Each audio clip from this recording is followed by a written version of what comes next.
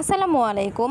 আজকে আপনাদের সাথে শেয়ার করব আমাদের নওগাঁর বিখ্যাত আলুঘাটি। তো প্রথমে আমি এখানে পেঁয়াজ, রসুন, শুকনা মরিচ সব কিছু ভালোভাবে ভেজে নিচ্ছি। আর এদিকে আলু সিদ্ধ করে নিয়েছি, মাছ ধুয়ে নিয়েছি।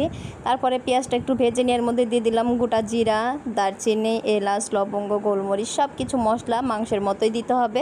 তারপরে আলুগুলো সিদ্ধ করে নিয়েছিলাম, সেগুলো এখন ছিলে নিলাম। তারপরে একটু মথে নেব আলু ভর্তার মতো করে। তারপরে এটাকে কিন্তু পানি দিয়ে গাঢ় করে রেখে দিব। আর এদিকে পেঁয়াজটাও ভাজা হয়ে গেছে, তার মধ্যে কিছুটা পানি দিয়ে দিলাম মশলা কষানোর জন্য। আর এদিকে লবণ, হলুদ, মরিচ, আদা বাটা, রসুন বাটা, জিরা বাটা, ধনিয়া গুঁড়ো সব কিছু মশলা দিয়ে মশলাটাকে ভালোভাবে কষিয়ে নিব। দেখতে পাচ্ছেন কালারটা কত সুন্দর এসেছে, উপরে একদম তেলগুলো ভেসে এসেছে। তারপরে আমি এখানে দিয়ে দিব মাছ। তো মাছের মাথা দিয়ে বেশিরভাগ আলুঘাটি করা হয়। তো আলুঘাটি মাছের মাথা দিয়ে কিন্তু বেশি মজা হয়। এটা কিন্তু মাংস, ডিম সব কিছু দিয়ে আলুঘাটিটা করা যায়।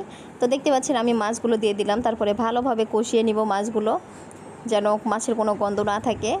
সব কিছু ভালোভাবে কষিয়ে নিলে রান্নাটা বেশি মজা হয়। আর এদিকে দেখতে পাচ্ছেন আলুটাকে আমি একটু পানি দিয়ে একটু গাঢ় করে রেখে দিলাম। আর এদিকে মাছটাকে একদম ভেঙে দেব, কোনো গোটা গোটা মাছ থাকবে না।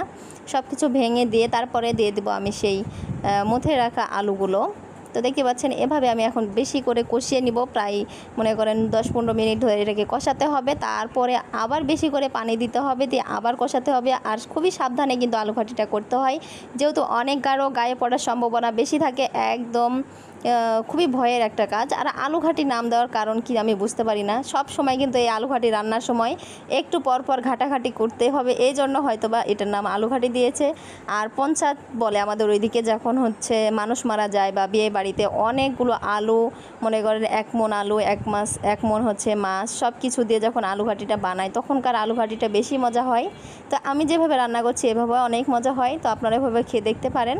তো আলুঘাটিটা কিন্তু আমি প্রথমে কষিয়ে নিয়েছি, তারপরে কিন্তু আবার পানি দিয়েছি। দেখতে পাচ্ছেন কতটা পাতলা হয়েছে। তো এই পানিটাকে একদম শুকিয়ে একদম গাঢ় করে নেব। আর এদিকে একটু গোটা জিরা ভেজে নিলাম, এটা একটু গুঁড়া করে তারপরে আমি আলুঘাটিতে দিয়ে দিব।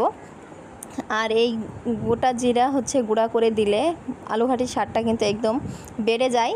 তো আমি কিভাবে রান্না করলাম সেভাবে আপনারাও রান্না করে খেতে পারেন। অনেকেই হয়তো বা জানেন না আমাদের নওগাঁর আলুঘাটি কিভাবে রান্না করে, অনেকে চিনেনও না। তো আপনাদের সাথে এজন্য শেয়ার করলাম। তো ভিডিওটি কেমন লাগলো অবশ্যই কিন্তু সবাই কমেন্টে জানাবেন। আল্লাহ হাফেজ।